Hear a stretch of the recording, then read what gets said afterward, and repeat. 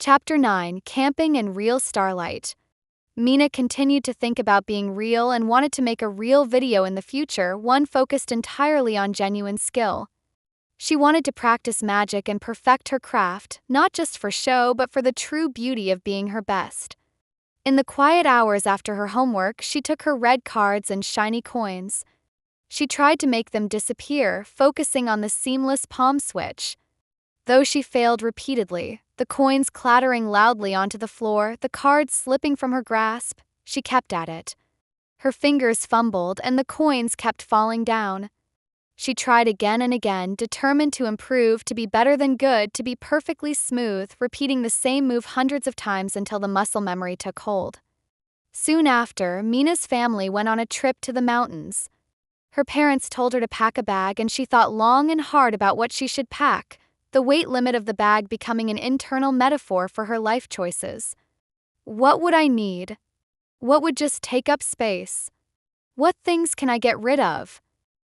Camera, the cards, the books, they all fought for space. She thought long and hard and eventually packed things like a flashlight, bug spray, sunscreen, a towel, and snacks. She knew she probably forgot something, but that was the nature of camping, to not have everything figured out and trying to make the most of the environment. They drove for hours, leaving the city behind until the road narrowed and the noise of civilization was replaced by the rustle of leaves. They went camping in a big tent that had many comforts, like a generator for electricity and inflatable mattresses. It was not like she imagined it, no roughing it at all, more like a hotel room pitched in the wilderness. They were deep in a big forest. Mina saw tall trees reaching to the sky, their tent filtering the afternoon sun into soft light, and colorful flowers dotted the ground, their petals almost luminous. Birds sang sweet, melodic songs, filling the air with their music, a natural symphony. This felt very real, a different kind of magic, a magic of nature and peace. Mina took out her cards, wanting to practice a trick quietly under the shade of an enormous oak tree. Her mom saw her, stepping out of the tent, holding a book on local flora. "Mina," her mom said gently, her tone concerned. "Magic is fun, but school is important, dear. You have that math test next week, remember? It's about stability." Her dad nodded, coming up behind her, looking serious as he adjusted the generator. "Yes, Mina. You need to focus on your future. Magic is a waste of time, you know? It's just entertainment. It won't pay the bills or get you into a good university." Mina felt a little sad, and a familiar shadow of disappointment crossed her face. The words stung because they were dismissive of her passion. They just don't see the skill. They only see the distraction. She put her cards away, her shoulders slumping a little, tucking the deck under a towel. It was hard to follow her heart when the people she loved seemed to discourage it with such certainty. Later, as the sun began to set and twilight painted the sky in shades of violet and rose gold, Mina's sister, Maya, found her sitting by herself on a large, flat rock, looking a bit down. Maya was always good at noticing when something was bothering Mina. Maya was sometimes a pain, but also a perceptive sister who saw past the forced smile. "Hey, what's up, slugger?"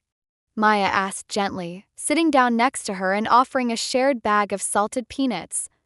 "You look like you've lost your puppy," Mina sighed, kicking a small stone with her shoe, sending it sliding toward a clump of moss. "Mom and Dad said magic is a waste of time. They want me to focus on school and my future.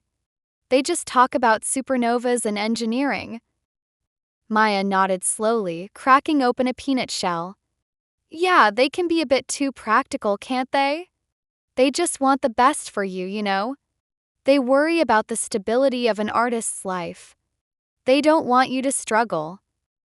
"I know," Mina mumbled, the words heavy with frustration. "But it just makes me feel like what I love isn't important. Like my magic isn't real or valuable." Maya put an arm around Mina's shoulder, a gesture of solidarity. "Mina, listen. What Mom and Dad say comes from love, but your passions are still yours. Their thoughts for your future aren't the only truth. Your magic is real to you, and that's what matters. Don't let anyone else's opinion dim your sparkle." Besides, Maya winked, nudging her playfully, they don't understand how cool your tricks are. They just haven't seen the right one yet. You need to show them the math you use and all the effort you put into it. The last trace of sun vanished and the darkness descended, but this time it was a friendly, comforting darkness, not the oppressive shadow of the eclipse. Later, Mina looked up at the sky. It was very dark, with no city lights to dim its beauty, only the soft glow of the moon.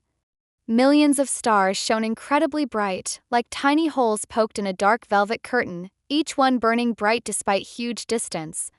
Then, a brilliant light, a streak of pure fire, shot across the sky, leaving a glowing trail that lingered for a moment before fading. It was a shooting star. Mina watched it fly across the vast expanse, her eyes wide with wonder, her breath catching in her throat. She imagined herself riding it, soaring through the cosmos, flying to the moon and beyond, a journey beyond all trickery and social anxiety. This felt like true magic, bigger than any trick she could ever perform, a magic that made her feel connected to something immense and ancient. It was a moment that truly took her breath away, a raw glimpse of the universe's power. She later learned that it wasn't a star at all, but a meteor entering the Earth's atmosphere and burning up. Knowing the science of what she saw made it so much more fascinating to her. The knowledge didn't diminish the wonder, it multiplied it,